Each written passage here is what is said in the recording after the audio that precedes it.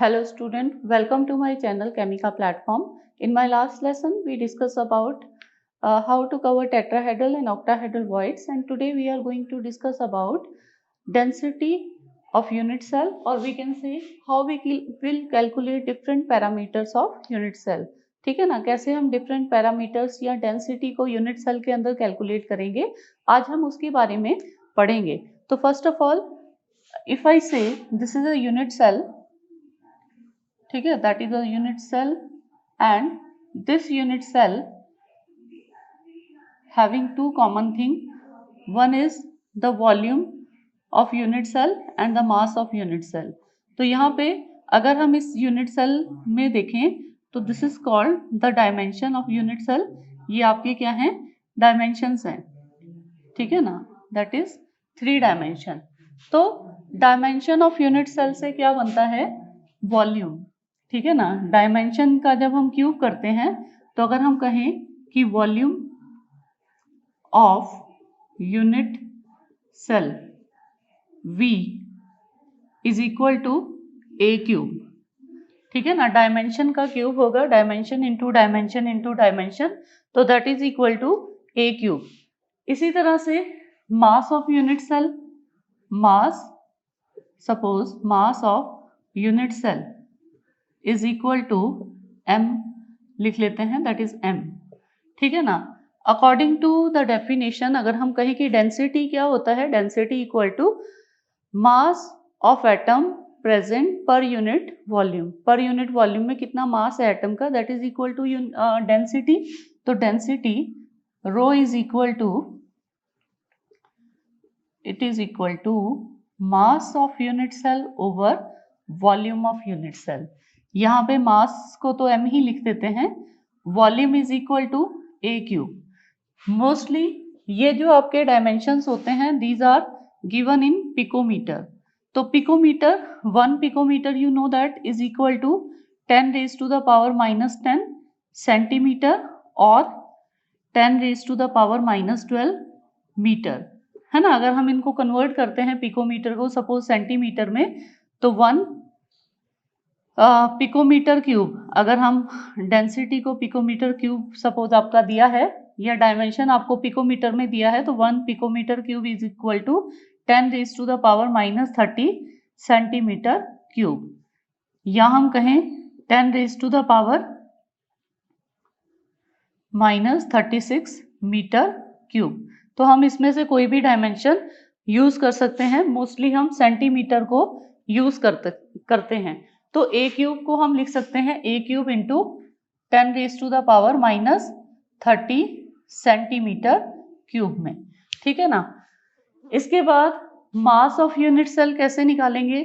Mass of unit cell क्या होता है, मास ऑफ यूनिट सेल, ये आपका इक्वल होता है mass of unit cell is equal to number of atom in unit cell into mass of 1 atom, ठीक है ना. mass of 1 atom, जितने नंबर आपके यूनिट सेल में होंगे, आपको पता है कि अलग अलग यूनिट सेल में अलग अलग नंबर ऑफ एटम्स होते हैं. जैसे सिंपल क्यूबिक सेल है that contain only 1 atom, body centre cubic unit cell है दैट कंटेन 2 एटम, और face centred cubic unit cell है दैट कंटेन 3 एटम्स. ओके, तो एटम्स का नंबर जो होता है दैट इज डिफरेंट, हर एक यूनिट सेल के लिए अलग होता है. और इसको अगर हम मास ऑफ 1 एटम से मल्टीप्लाई करें तो that is equal to mass of unit cell. तो डेंसिटी हम कैसे लिखेंगे अभी, density rho is equal to z into m, यहाँ पे z नंबर ऑफ एटम हो गया, m mass of 1 atom divided bye A cube into किसमें, ए क्यूब को इन सेंटीमीटर क्यूब में. मोस्टली हम सेंटीमीटर क्यूब में रखते हैं, बट समटाइम वी ऑल्सो, अगर हमें कुछ और पैरामीटर्स SI यूनिट्स के अकॉर्डिंग है, ठीक है ना, तो हम इसको मीटर क्यूब में भी रख सकते हैं, ठीक है. तो that is density. Now mass of 1 atom कैसे निकालेंगे, यू नो दैट कि जो मोलर मास होता है किसी भी एटम का that is equal to Avogadro number. अगर हम कहें कि 1 mole 1 mole of any atom, ठीक है ना, किसी भी एटम, मॉलिक्यूल या आयन का 1 मोल जो होगा that is equal to its molar mass, ठीक है ना, और मोलर मास किसके इक्वल होगा 6.022 into 10 raise to the power 23 atoms, molecule और आयंस, ठीक है ना। तो इतने एटम का मास जो होता है that is equal to the molar mass of an atom. जैसे फॉर एग्जांपल सोडियम का मोलर मास कितना होता है 23 ग्राम, तो 23 ग्राम में नंबर ऑफ एटम्स कितने होते हैं equal to Avogadro number 6.022 into 10 raise to the power 23। इतने एटम का जो मास होगा सोडियम के लिए वो 23 ग्राम होगा, है ना, इसके मोलर मास के बराबर। इसी तरह से अगर हम कोई और लेते हैं फॉर एग्जांपल कैल्शियम का मास होता है 40, तो 40 ग्राम में कितने एटम्स होंगे 6.022 into 10 raise to the power 23 atoms. तो इतने सारे एटम्स का मास 40 ग्राम होगा, ठीक है ना। तो इतने कोई भी एटम्स का जो नंबर होता है उसका मतलब एवोगाड्रो नंबर उसके मोलर मास के बराबर होता है यहाँ पर, ठीक है ना। जैसे सोडियम के 23 ग्राम में एवोगाड्रो नंबर के बराबर एटम होंगे और 23 ग्राम क्या है यहाँ पर मोलर मास, कैपिटल एम से हम इसको लिख देते हैं मोलर मास। तो मोलर मास किसी भी एटम का किसके बराबर होगा that is the mass of atom is equal to Avogadro number, मतलब 6.022 into 10 raise to the power 23 atoms का मास जो होगा उसके मोलर मास के एटम के बराबर होगा। तो एक एटम का हमें यहाँ पे मास निकालना है, वी वांट 1 एटम मास, एक एटम का मास हमें यहाँ पे निकालना है। तो कैसे निकालेंगे, हाँ, mass of 6.022 into 10 raise to the power 23 atoms, है ना, mass of 6.022 into 10 raise to the power 23 atoms is equal to molar mass के, किसी भी एटम के मोलर मास के बराबर होगा, ठीक है ना। इतने सारे एटम्स का मास किसी एटम के मोलर मास के बराबर होगा, तो एक एटम का मास कितना होगा molar mass divided with Avogadro's number. तो हम कहेंगे मास ऑफ एन एटम, एक एटम का मास जो होगा that is equal to molar mass divided with Avogadro number. Avogadro number को कैसे लिखते हैं, एन नॉट से लिख देते हैं। तो mass divided with N naught मतलब 6.022 into 10 raise to the power 23। तो मास ऑफ वन एटम कितना हो गया, molar mass of an atom, molar mass of that atom divided by Avogadro number. अब अगर हम इसको m के प्लेस पे रखते हैं, है ना, mass of one atom m जो होगा दैट इज m, ये किसके बराबर है मोलर मास और एवोगाड्रो नंबर के बराबर। तो इसको अगर हम यहाँ पे सब्स्टिट्यूट करें तो what equation we will get here for density, it is equal to rho is equal to z into molar mass of an atom divided with a cube that is the volume, mostly we substitute volume in centimetre cube, ठीक है ना, centimetre cube में रखेंगे and multiplied with Avogadro number n naught. तो this formula we use to calculate density of unit cell, या फिर अगर z type of unit cell आपसे पूछा है कि किस टाइप का यूनिट सेल है तो आप z को काउंट करेंगे, Z1 आता है तो सिंपल क्यूबिक सेल होगा, ठीक है, Z2 आता है तो बॉडी सेंटर्ड, 3 आता है तो फेस सेंटर्ड, तो टाइप ऑफ 4 आता है तो फेस सेंटर्ड। तो टाइप ऑफ यूनिट सेल को आप काउंट कर सकते हैं, मोलर मास किसी यूनिट सेल का आप निकाल सकते हैं, डायमेंशन आप निकाल सकते हैं। तो अगर आपको इनमें से कोई 4 पैरामीटर पता है, ठीक है ना, कोई भी आपके 4 पैरामीटर आपको पता है तो 5th पैरामीटर आप यहाँ पे काउंट कर सकते हैं। तो this is about the parameter of unit cell, how we can applied this. Now we are going to discuss कि हम इसको कैसे अप्लाई करेंगे, ओके किस तरह से हम इसमें से डेंसिटी या नंबर ऑफ एटम्स को काउंट करेंगे, राइट।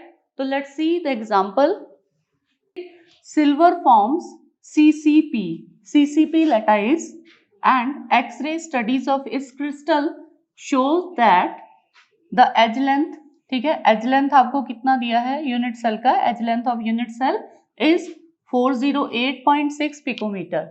हमें पूछा है कि calculate the density of unit cell, ठीक है ना, calculate the density of silver. Here atomic mass of silver is given 107.9 units, right? तो what parameters are given, पहले हम यही देखेंगे कि क्या क्या पैरामीटर्स यहाँ पे हमें दिए हुए हैं। First of all CCP lattice is given, CCP lattice, CCP lattice is equal to FCC। तो FCC में जो नंबर ऑफ एटम्स होते हैं Z, it is equal to 4, है ना।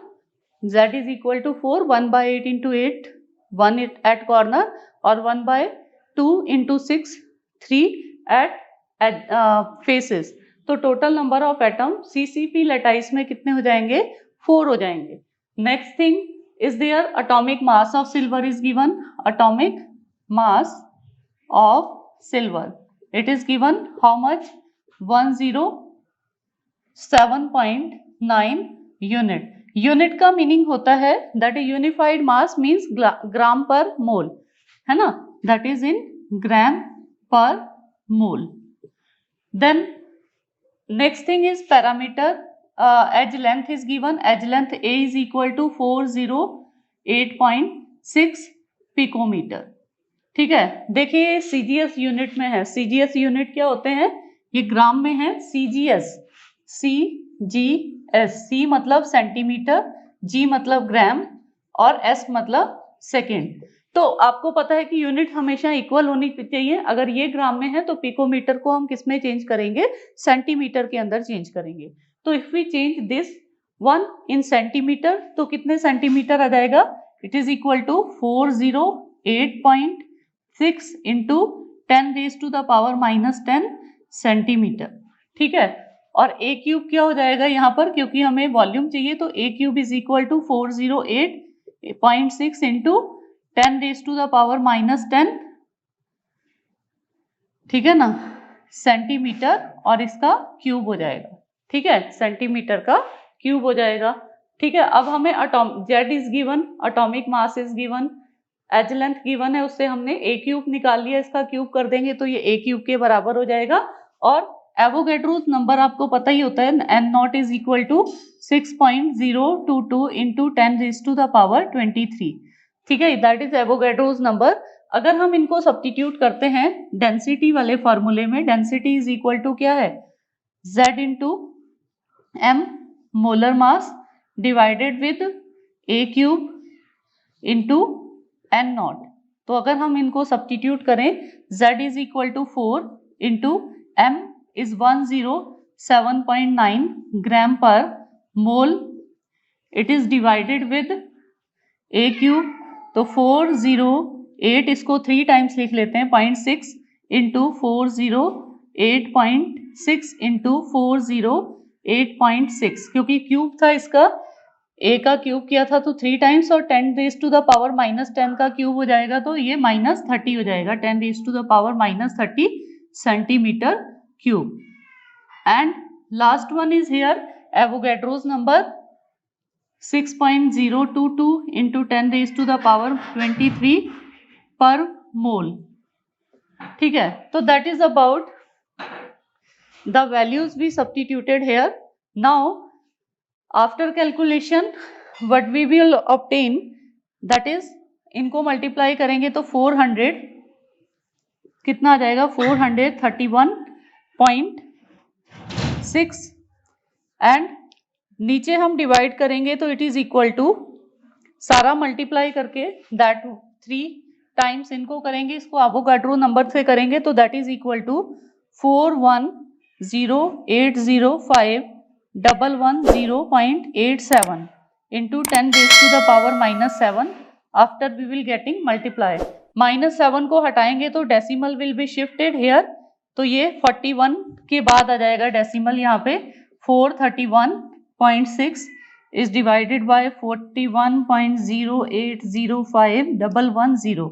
जब हम इसको इससे डिवाइड करेंगे, ठीक है ना, तो कितना आ जाएगा, इट इज इक्वल टू 10.5। ठीक है, अब यूनिट हमें यहाँ पे निकालना है। यूनिट क्या हो जाएगा, देखिए ये मोल मोल इनवर्स से कट हो जाएगा यहाँ पर, ठीक है। ग्राम बचा यहाँ पर और क्या बचा, सेंटीमीटर क्यूब। तो 10.5 ग्राम पर सेंटीमीटर क्यूब, तो that is the density of unit cell. तो इसी तरह के क्वेश्चंस आते हैं इसमें, ठीक है। करने के लिए आपको कुछ 4 पैरामीटर्स यहाँ पर दिए होंगे, फिफ्थ आपको काउंट करना होगा, ओके।